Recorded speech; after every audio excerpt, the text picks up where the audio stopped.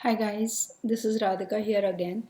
So I wanted to make a video today on how it is really, I think now I have changed my point of view.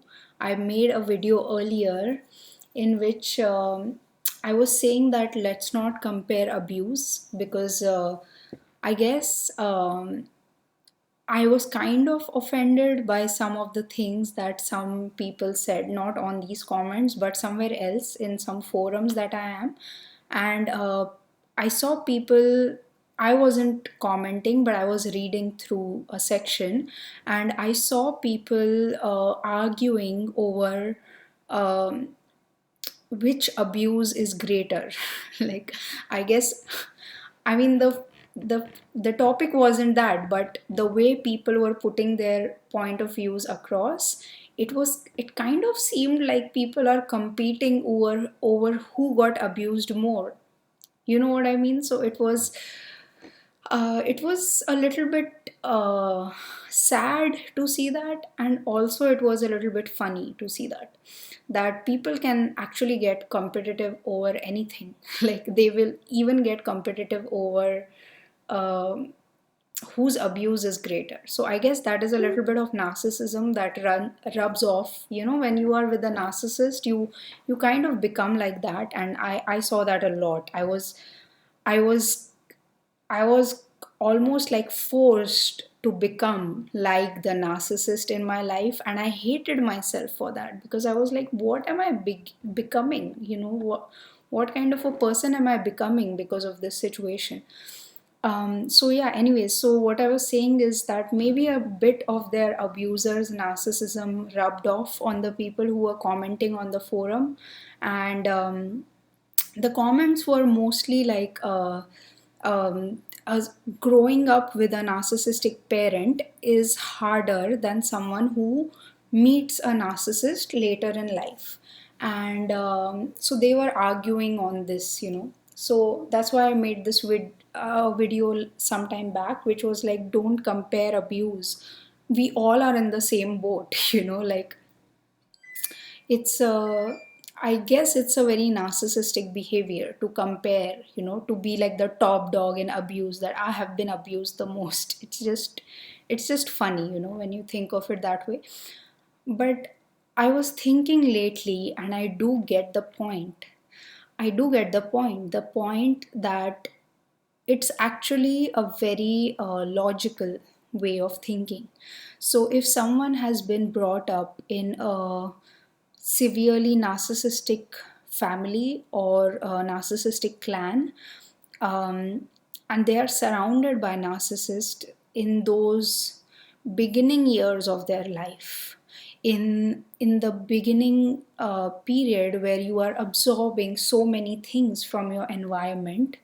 And if you are the black sheep of that family, I mean, no one is a black sheep, right? But if they make you a black sheep of the family because you probably are the most sensitive, your discretion is on point, your intuition is on point, and also because you are not conforming to their dysfunction.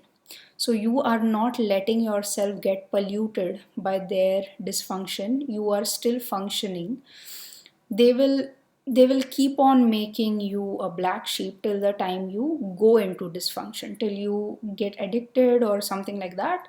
And then they are like, oh, the prophecy has been met, like we called you a black sheep and you have proved yourself to be a black sheep now.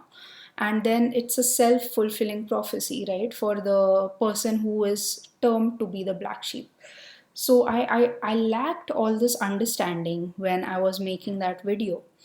And I still think we should not compare abuse, I still think we should have understanding. But yes, I do believe that if we were to compare suffering, um, then yes, we can put suffering on a spectrum, I guess, like who suffered less, who suffered more. And I would say that people who grew up in narcissistic families really have it very, very hard. They do have it very hard because they have not been in a safe childhood. They have seen drama since they were very young, and so it's if they have come out of it, if they have even if they got addicted and stuff, if they have gotten rid of their addictions, if today they are in a much better place in life, I would really say kudos to those people, two thumbs up, because to tell you frankly, I don't know if I would have been able to do that, because I was raised in a very it had some dysfunction, but not so much, because my dad was the scapegoat of his family. My dad was the black sheep of his family. But I think he did have the discretion of understanding that. And yeah, so I feel if I was in that situation, it would have been so difficult to have that kind of discretion. It's just that because you have seen the white, when you see the black, you realize this is black. But if you have been raised in the black, it is very easy for you to think that the whole world is black and black is the way to be. But maybe you saw white somewhere and you realized, no, that is the way to be. And we all go through this because none of our childhoods is like completely white. It's always some shade of gray, and you're always trying to go towards the white in any situation. But sometimes it is harder to go towards the white. And so I just feel that all the scapegoats, all the black sheep of all the families, I mean, I know we call people black sheep, but it's just such a stupid term. It's just someone decided to dump their hatred on you, and yeah, so you became the black sheep of the family, and everyone followed suit, like everyone said, okay, okay, it's this person, not me, so I'm safe. That's what flying monkeys feel like, they feel like, oh, if it's good that it's someone else, it's not me. They have that selfish kind of an attitude because they know if it's not that person, it could be you. So so they are very in a survival kind of a mode that, oh, let's just go with the top dog because otherwise I might get bitten. So, yeah, I think it's great if you have also conquered or you have also balanced out your life and you are in this place. I'm really appreciative of that because I don't know if I could have done that. So, yeah, that was what this video is about. I wish you all a lot of love and a lot of light. Thanks. Bye.